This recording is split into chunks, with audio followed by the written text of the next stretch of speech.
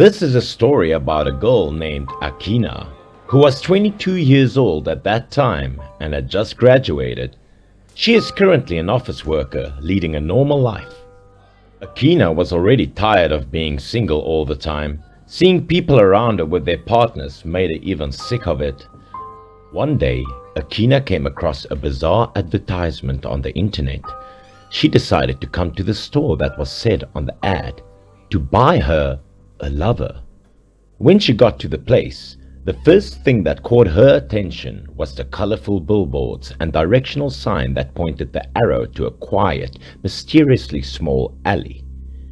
As expected, there was actually a machine in the alley. On the screen of the machine displayed many pictures of men with different appearances.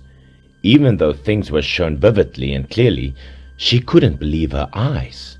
Akina wasn't sure if the machine actually worked or not, yet she still wanted to try it out. The controller of the machine had the same design of a vending machine. Of course, the quality of your boyfriend would be proportional to the price. The better the model, the greater the value. Here, there were hundreds of boxes being located in order from the top to the bottom. A, B, C, D. The top one, also the most expensive, was the box with an X sign. Since she didn't have much money, Akina chose a B-level boyfriend, looking quite handsome. Even after Akina had finished all the necessary steps, from behind a machine that looked like a claw crane started to move. Then it stopped by that one box Akina had chosen and picked it up. 2 minutes later, the box that Akina had chosen was being handed to her. And from inside, a figure of a big, tall man gradually became apparent. Akina slowly approached the box to get a good look at the man, and was immediately attracted to his handsome face. In real life, he looked many times better than he did in the pictures. From the eyes, nose, mouth, to his eyebrows, they were all perfect. As if being able to sense Akina's footsteps, the boy, who was in a sleeping state, suddenly woke up. "Hi, I'm Justin Bieber. From now on, I will be your boyfriend." Needless to say, there was no word that could describe how Akina was feeling at that moment. Never in her life had she felt so happy and delighted the way she did at that moment. Since that day, every time she went out with him, Akina always got that jealous gaze from her old friends, because her boyfriend looked just like a famous celebrity. The man was also sweet to her. Annika cuddled him all day in bed. She loved how Justin hugged her and whispered to her all the romantic words. But one day, something terrible happened. That day, the company where Akina worked for decided to offer their employees a trip holiday to a famous resort. Akina introduced her boyfriend to her colleagues at the after party. They were all surprised and jealous. While everyone was having a good time talking to each other, a girl sitting next to Justin was annoyed. A while later, she suddenly got up and left the party. She told her friends that she didn't feel good even though the party was just getting started. Then she went to Akina and whispered to her something. Unexpectedly, she told her that while she was with them, Akina's boyfriend had intentionally touched her bum. She told Akina to watch out and be careful with this pervert. Even though she was Akina's closest friend, Akina didn't believe that her boyfriend was a guy like that. When the party was over and everyone went to their rooms to relax, Justin, however, said that he wanted to walk around the hotel and told Akina to go to sleep. However, Akina had a premonition that something was wrong, so she secretly went out and searched for him. The janitor said that she saw Justin walk into the room 1069 at the end of the hallway, and it was the room of another friend of hers. Although not believing that was true, she still wanted to be sure about it. Then she went to the room 1069. When the door was opened, in addition to her friend, she was so disappointed to find out that one laying on the bed was indeed her boyfriend. Seeing what happened in front of her eyes, Akina was hurt and so disappointed. For all the time, Akina was under the impression that Justin was a perfect guy, but now she found out that one bad thing about him and understood why he was ranked as a B-level product. After everything that had happened, it was unbelievable of Justin to go back to his room and acted like nothing had happened. Akina was angry, but she couldn't do anything since the rule of using the machine was that it didn't allow the buyer to return the product. The buyer had to take care of the product for the rest of their lives, except it wanted to leave its owner. Akina could accept everything, but the one thing she couldn't do was to accept the one that lied to her and betrayed her. So she broke up with Justin and asked him to move out of the house. However, ignored what Akina said to him, Justin Bieber still kept drinking liquor and acted like the house was his. While enjoying the glass of liquor in his hand, Justin calmly said, "I was given the responsibility of being your boyfriend, but it didn't mean that you would be the only one I love." How foolish of you. What Justin was saying actually made sense, so Akina couldn't say anything. Feeling angry, Akina couldn't control herself and came up with a terrible idea. She took a knife and intended to kill Justin, made him completely disappear from her life. To clear evidence, she chopped off his body into pieces and drove them to a forest. To make sure that she wouldn't get recognized, she went deep into the forest and stopped by a big old tree and used a shovel to dig. And the body of Justin was buried there, but not as a whole. Akina had done what could get her in jail, but she didn't show any sign of feeling guilty at all. She even thought that Justin deserved it, and he was the one that made things go like that, and she was totally innocent. After that day, Akina went back to the machine to get herself another lover. This time, Akina put the quality of being faithful and loyal as her first priority. Therefore, although she didn't get a man who was as handsome as Justin, she finally got someone that actually loved her and cared for her. The man named Tom Cruise. To test his faithfulness, Akina had come up with a plan and invited a friend to go out with her and Tom. When the three was at the cafe, Akina pretended that she needed to go to the toilet so her friend could carry out the plan she had made before. The woman wore a sexy outfit to seduce Tom, but it didn't work. Then she used her most effective trick to seduce Tom. Now he began to feel uncomfortable with the way she acted around him. No longer putting up with it, Tom stood up, slammed the table, and told the woman to stop. After the test, Akina was so satisfied with her current boyfriend.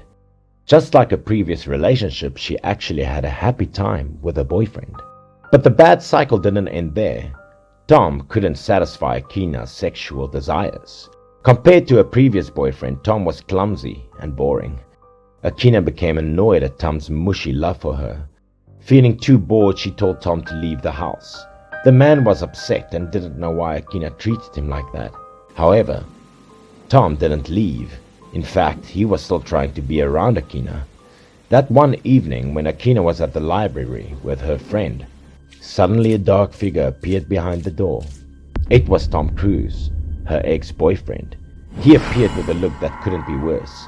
His face was skinny, his whole body was covered with dirt, and the clothes was patched here and there. From outside the door, the man constantly begged Akina to come back to him and give him something to eat. Akina was so embarrassed and angry as the two people around her were laughing at the two. Akina told Tom to meet her at the forest where she buried her ex-boyfriend. Akina said he just needed to go to a place with her, then she would allow him to go back to her house. Tom immediately agreed and followed her without hesitation.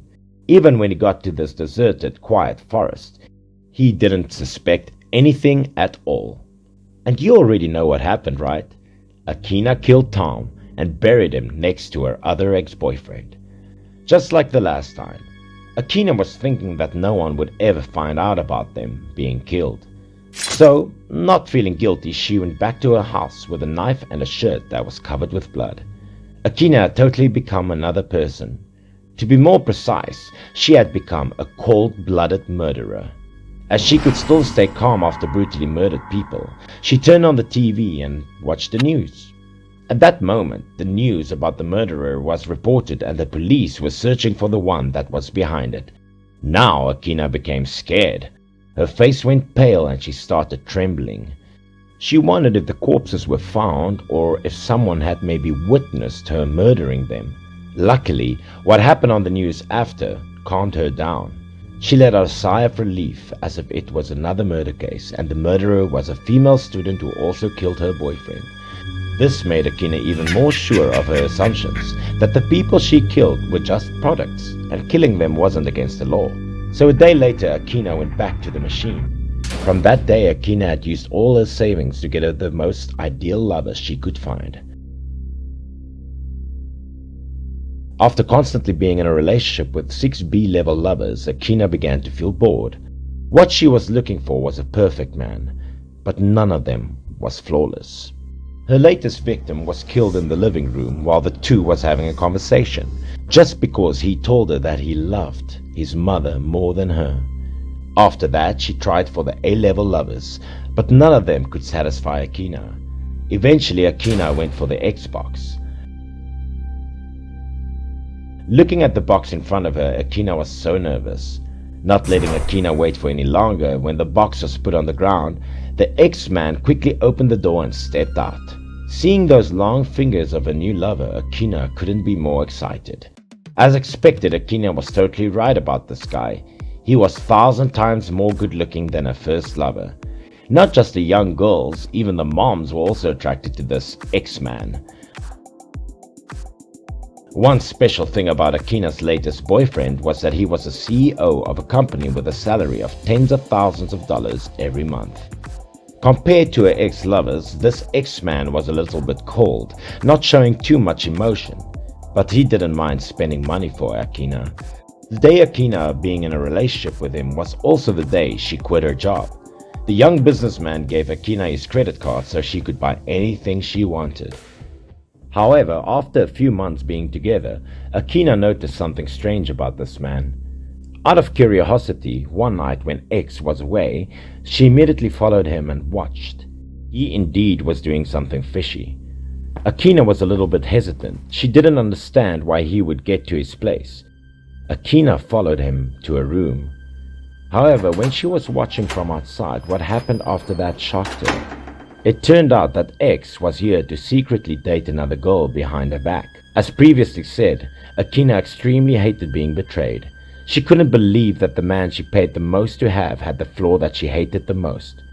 Feeling angry, Akina couldn't control herself. She went right in. Her intention was not only to kill X, but also his lover. To Akina's surprise, the X-guy and his secretary wasn't amazed at all. It was like the two had expected her to show up. Not just that, but what the man said to Akina made her from being angry to immediately being scared like a small kitty cat. "The murderer has shown up," he said.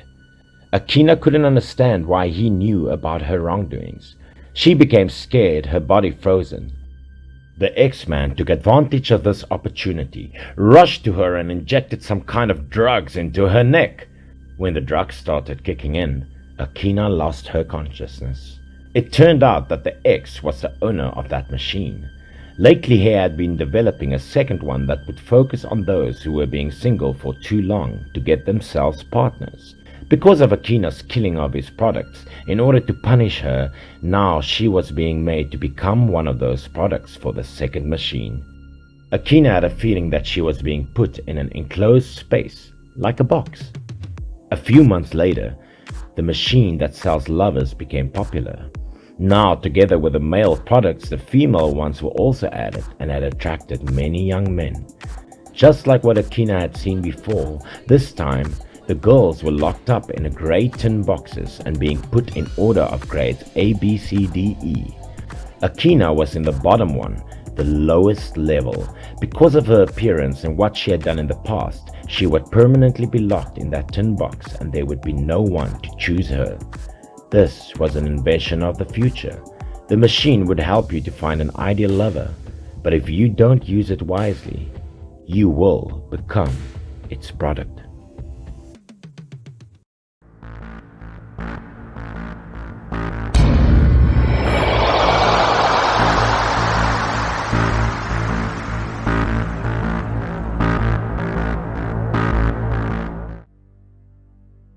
This story is about a young man named Silas, a white-collar worker who led a pretty normal and quiet life like many others.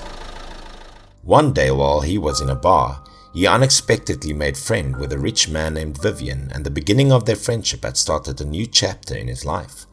That year, during the holiday season, Silas accepted his friend's invitation to go to a place where only the elite was allowed to. Silas was immediately overwhelmed by the astounding atmosphere there. The place was indeed filled with only the riches, exactly like what Vivian had told him. From being excited, Silas became slightly nervous as he felt like he wasn't on the level as the people around him. Seeing Silas being nervous, Vivian bursted into laughter. He said, "Don't you worry about it, my friend, this place is totally free." It was not just Vivian confirming it, but also his girlfriend as she walked to Silas and assured him that what Vivian said was true. Then the couple took Silas to the center of the building, at which a huge machine was located with people lining up, waiting for their turns. It turned out that everything had this building was made by the skull-shaped machine. Following Vivian's instructions, Silas came to the machine and chose for him his favorite camera. As he clicked on the button, the two eyes of the machine lightened up. In less than 10 seconds, the camera that he had always wished for appeared down the machine. Despite witnessing how the machine operated, Silas still couldn't believe his eyes. He confusingly asked Vivian about that, but he only told him that everything was free, so just enjoyed it. But there was one thing Silas needed to know, was that every night survey papers would be sent to him. Silas needed to make sure that he would always tick the maintain the operation box so he could continue his use of the machine. As the requirement was pretty easy, Silas had used the machine to buy things that he loved, food and drinks, and also some expensive brand name clothes. Silas had never felt so happy and carefree like this. He chillingly took a soak in his tub and enjoyed the best days of his life. The next morning, Silas came to see Vivian, intended to take him out to breakfast, but strangely inside his room, it was really quiet. Silas went downstairs to look for his friend, but couldn't see him anywhere. As Silas went to the parking lot, he happened to see Vivian's girlfriend, who was also there, so he came to her and asked her about his friend. However, as soon as the woman saw Silas, she immediately turned around and ran away as if she was trying to avoid seeing him. Then he went back to the building and asked everyone where about Vivian, but no one knew about him or his whereabouts. Even a gentleman who seemed to be very close to Vivian also said that he didn't know the one Silas was talking about. Silas quickly panicked. He couldn't understand why almost everyone forgot about Vivian. Feeling a little bit exhausted as he hadn't had breakfast, Silas had to put his confusing thoughts aside and come to the machine to get some food. While Silas was having breakfast, he had thought a lot and slowly realized how creepy this place was, and now the thing he wanted to do most was to leave the building. Silas tried having a conversation with someone who sat opposite him and asked the man how to get out of there, but of course no one would agree to give up his wealthy, comfortable life. Eventually Silas had to find out something, as anyone who wanted to leave this place had to have permission from the one that introduced them to, and in his case it was Vivian. So the first and almost the most important thing to do now was to find Vivian. However, as he was sitting at the dining table, he once again saw Vivian's girlfriend. Silas angrily asked her to stop and then questioned her why she avoided seeing him. He cornered her and started to interrogate her, but the woman wouldn't change the answer. She repeatedly said that she didn't know who Vivian was, yet she looked nervously as if she was trying to hide something. She didn't even dare to look him in the eye. And then Silas started to have doubts that everyone was trying to fool him. The building and the people here were extremely mysterious. Since the disappearance of Vivian, Silas had been sleepless for many nights, as he wanted to know what freaky thing had happened while they were in their sleep. The survey papers were brought to him every night. As Silas finished ticking the papers, He placed them at the door mail slot and waited. At 12 o'clock, the papers were quickly collected.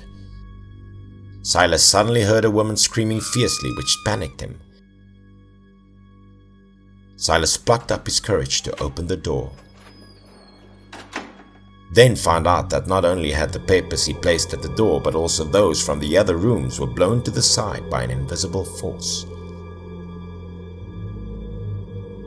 Down the hallway, the scream of the woman was still being heard. Silas ran to the room next to the stairs and immediately stopped as he saw something terrifying appear before his eyes.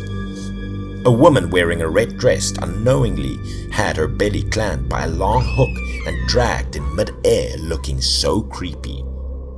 Seeing the woman screaming desperately, Silas' face turned pale as he couldn't hide the panic. Despite being scared, Silas was still curious, so he sneakily watched it from afar. It looked like the woman and those survey papers were being sucked into the mouth of that skull-shaped thing, which was kept as a vending machine. After sucking the woman and the papers into the mouth, the skull-shaped thing slowly closed it. It seemed like what they had to pay for the things they got from the machine was their own lives. Silas couldn't hold on his emotions. He angrily grabbed a nearby chair with the intention of crashing it. But Silas didn't even have a chance to do it, as he was immediately stopped by a group of people and lifted by one of them. Silas told the big thug that he had witnessed everything and known about the human flesh-eating machine. However, right after that, the thug punched him strongly in the face. The punch was so hard that it threw Silas to the ground, aching his whole body. The thug even threatened Silas that he would meet his death if he dared to come near the machine. Everyone had gathered at the central area, but no one seemed to care about Silas. It looked like all of them had known about the machine. Before leaving, the thug grabbed Silas by the collar and said something confusing. He said that he would be one of the last 5 people to survive and eventually become the owner of the machine. From what the thug said to him, Silas slowly figured out the secret of this building. Everyone was involved in playing a game. Every 2 or 3 days, one of them would be taken away by the machine, and the last 5 survivors would become its owners. The next evening, Silas sneakily approached the machine. His intention was to use the machine to get some weapons so he could fight against the thugs and escape. But when Silas was still unable to carry out his plan, he was recognized by Vivian's girlfriend as she shouted to scare him away. Silas was furious. He yelled at her, "Can't you keep your mouth shut?" The lady smirked as she heard that, saying that she was just joking on him. The truth was, no one cared what Silas was doing at that moment, as they were busy thinking ways to not get caught by the machine. Back to his room, Silas recklessly ticked the shutdown box in hope of getting out of this place. Little did Silas know that the paper wouldn't change anything, while it even put him in many troubles. As the papers were collected, in less than 5 minutes, the thugs kicked down the door and rushed inside his room. They seemed to be very angry as Silas had violated the regulations of the building. Silas was so badly beaten by the thugs that he couldn't even get up. Since that day, time had boringly passed for Silas. The people at the building had no plan to rebel against the system, as they still enjoyed their current lives while hoping that they would be the last ones standing. The days later, due to shortage of food and drinks, Silas had forcefully used the machine in order to keep on living. The numbers of residents in the building slowly decreased, and you might have known where they went to. Many people here had been swallowed by the creepy machine. Some who weren't greedy for fame and wealth had rebelled like Silas, but ended up being shot to death by the thugs. And the identity of the last 5 survivors had been revealed, as Silas was one of them. They were taken to a room to meet a mysterious man with an X sign on his chest. Silas was amazed to see Vivian, who was also in the room, as he had disappeared for over a month but now ended up being in the same room with him. Silas also wondered why Vivian had acted so strangely and who the man in the black was. It looked like everyone in the room was close to this mysterious man except Silas, who knew nothing about him. Silas suddenly pointed at the man and said, "There are already 5 people including that man, which means that I could leave here, right?" As Silas finished his question, the thug who sat opposite him immediately threw his bracelet at him. Then he smirked and said that Silas was so lucky to survive this far. It turned out that the man in black was the one that helped 4 other people make it to this round. No wonder why the thugs and that woman acted so confidently. However, according to what the man said, it turned out that he was also just a part of this deadly game, and he didn't expect that Silas could make it to this point. Silas started trembling as he heard that if the 5 of them were on the same boat, then the next one that had to be killed off was definitely him. Opposite to Silas being nervous, the remaining survivors were relaxed and happy. One of the thugs even suggested to kill him so the game could be finished quickly. But Vivian turned down his suggestion, as he wanted to wait for another 2 days for the machine to decide who would be killed next. That night, as he walked past the machine at the central area, Silas noticed the man in black was doing something fishy. Silas quietly walked closer to him and happened to find out the man's secret. It turned out that the principle for the machine to kill off someone was based on how large the amount of money they spent on it, and it was extremely dangerous for Silas as he was at the top of the chart. Perhaps during his stay at the building, Silas has just used the machine to buy food and drink, so that was why he could survive this far. Silas could no longer stay calm. He recklessly ran outside the building. Knowing Silas would escape, the thugs and Vivian had already guarded outside. It shot Silas in the leg as soon as he got to the door. As the wound was serious, Silas had to use the machine to get a first aid kit.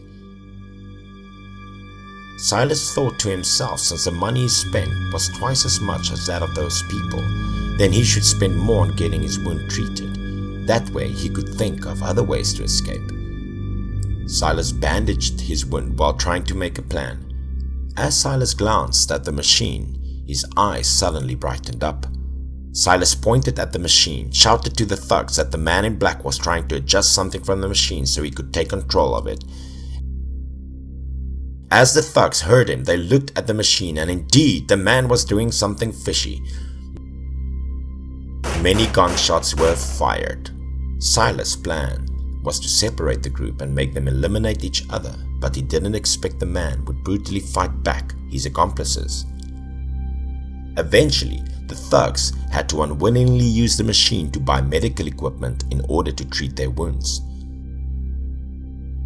Silas then came to each of them, convinced them to keep purchasing valuable things that then together ticked the shutdown box. In this way, the machine would change its target to the man in black. The thugs, having been shot by the man, agreed to do what Silas told them.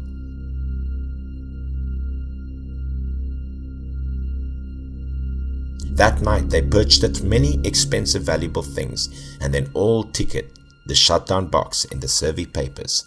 But the next morning, they found out that they were all deceived. As the 4 of them had ticked the shutdown boxes, somehow the machine was still operating.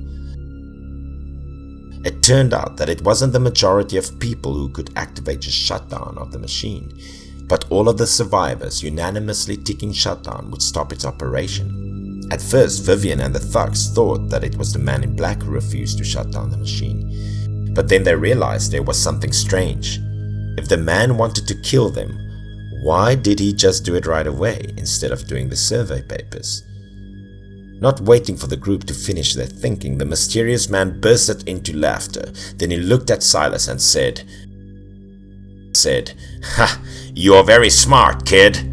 Now the thugs had figured out that it was Silas's plan. It turned out that while the man in black was controlling the machine, Silas had discovered a special button. The button could change the number of people that the machine would kill in one take, so Silas had tricked them into buying a lot of things, as it would make their ranks in the chart go up while his went down. Then he adjusted the button to number 4.